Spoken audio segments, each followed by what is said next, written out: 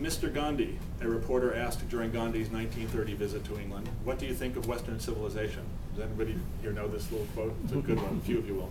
And Gandhi answered, I think it would be a very good idea. I did not want to start this book with a reference to Gandhi. I really and truly did not. Having been in and around the sustainability movement for a few decades now, I've heard enough Margaret Mead and Gandhi and Einstein quotes to last several lifetimes. But if Tom Robbins can start a novel with a reference to a beat, then anything goes. How many people? Anybody here? I always like. Tom Robbins. Yeah. Do you know? Oh, do you know the reference? Yes. I'm just curious. I just came from Asilomar and I actually read that thing yesterday, and about 10 people in the audience did. Not half asleep with Frog Pajamas. You're gonna get it. No, it's the most intense. No, it's no. Most intense. Oh. No. Oh, yes. It's that's most the line. intense vegetable. What is? The beet. The beet is the most intense of vegetables. That's, Yes. that's the opening line. That's pretty good. What's the novel? You didn't get the novel yet. Even cover. Not quite. Still life with Jitterbug perfume.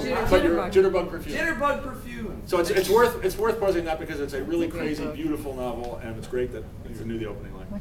Okay.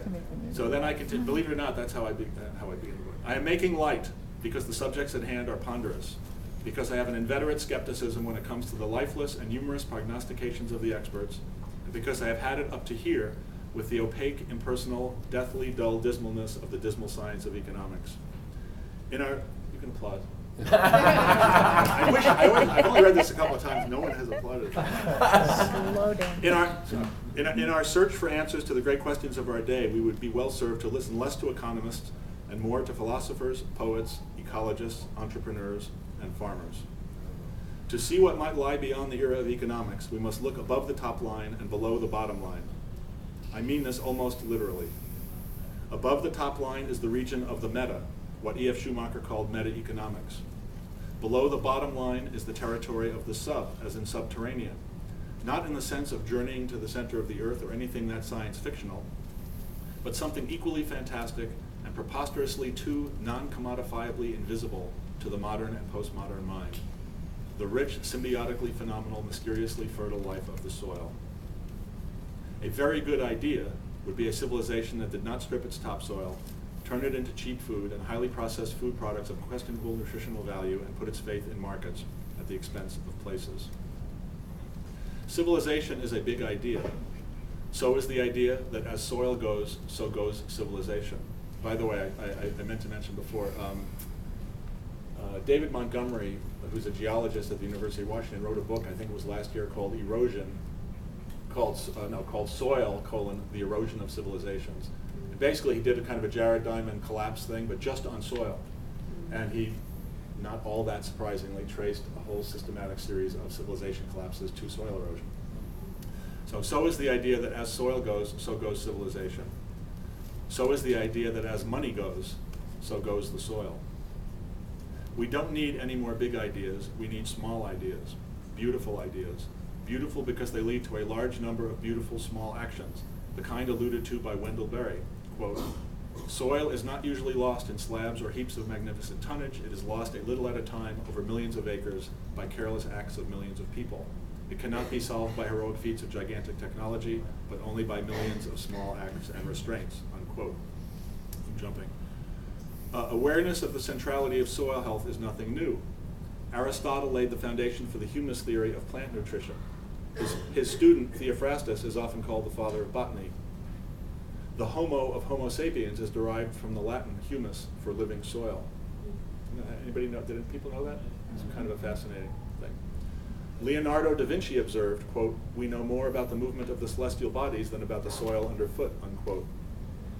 Darwin spent the last years of his life studying the role of earthworms in soil fertility. Anybody here know that? Anybody know the name of, I shouldn't ask this because I can't remember. What's the name of Darwin's last book?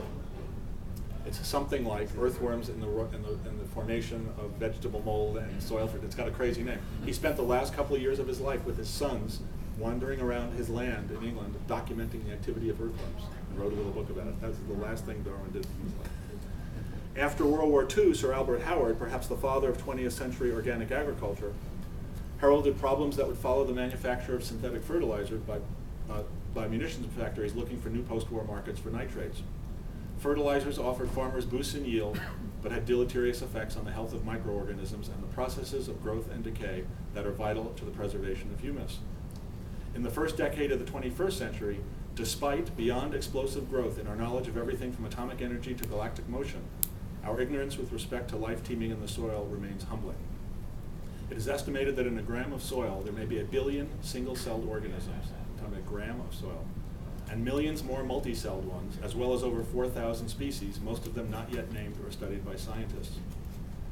Yet we have slipped during the past half-century as if pulled by the gravitational or centripetal forces of population growth, technological innovation, consumerism, and free markets into a food system that treats the soil as if it were nothing more than a medium for holding plant roots so they can be force-fed a chemical diet.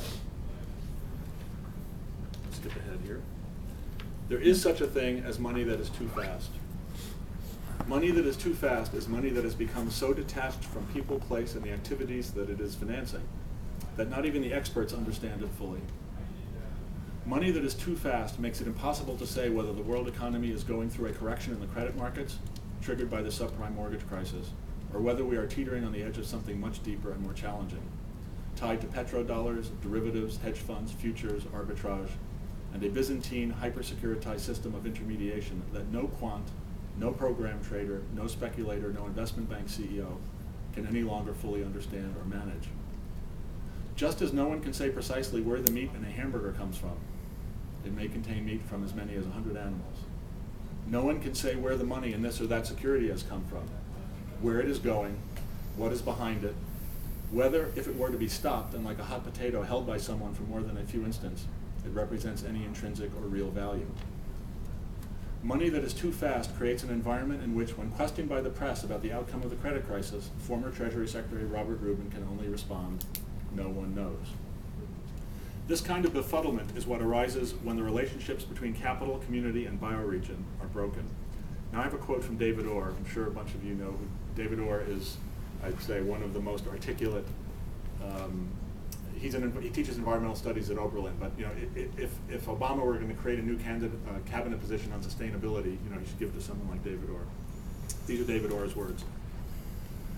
There is an appropriate velocity for water set by geology, soils, vegetation, and ecological relationships in a given landscape. There is an appropriate velocity for money that corresponds to long-term needs of communities rooted in particular places and to the necessity of preserving ecological capital. There is an appropriate velocity for information set by the assimilative capacity of the mind. Great thing to even think about for a second. And by the collective learning rate of communities and entire societies. Having exceeded the speed limits, we are vulnerable to ecological degradation, economic arrangements that are unjust and unsustainable, and in the face of great and complex problems, to befuddlement that comes with information overload. That paragraph to me is as good as it gets. I mean, it has velocity of water, velocity of money, and velocity of information all tied together. As long as money accelerates around the planet, divorced from where we live, our befuddlement will continue. As long as the way we invest is divorced from how we live and how we consume, our befuddlement will worsen. As long as the way we invest uproots companies, putting them in the hands of a broad, shallow pool of absentee shareholders whose primary goal is the endless growth of their financial capital, our befuddlement at the depletion of our social and natural capital will only deepen. Cool. Jump ahead here. I know this is kind of heavy, but you know, we got the pig. I guess the pig is still there. Okay, another shot here.